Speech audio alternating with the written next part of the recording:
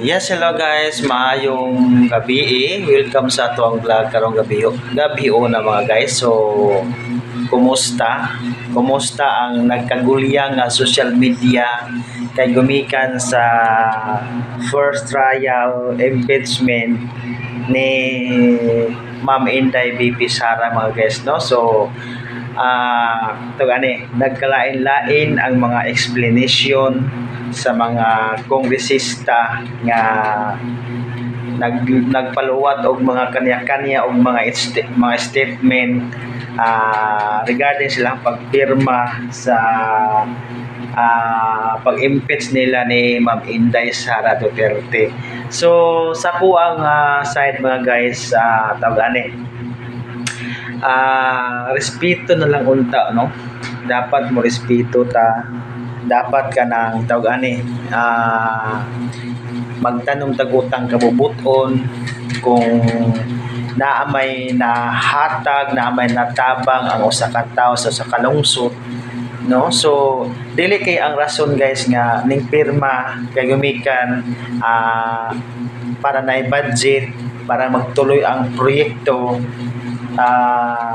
Nausap pa is nagkauban mo niya kumpare pa ninyo, tapos ang resulta ingon ana day ang basihan nga imorang sama ra ka nag-traidor, no? Sama ra ka nag-traidor sa imong best friend nimo or imong BFF or kumare pare nimo. Basta kwarta dugida guys, no, nga wala jud dayon ta kapaingnan, no?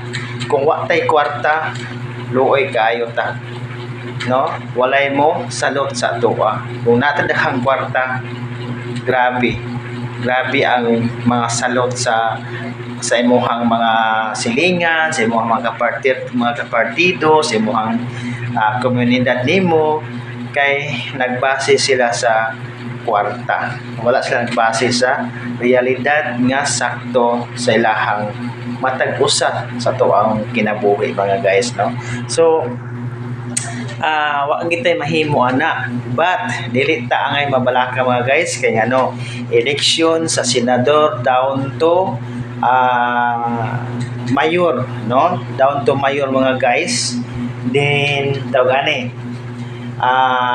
mabag-o na po ang mga new elected nga congressman gikan sa mayor paingon sa senador, mabag-o na sad na, so wa takhibaw nga mag-ilis na pud og house speaker mga guys. So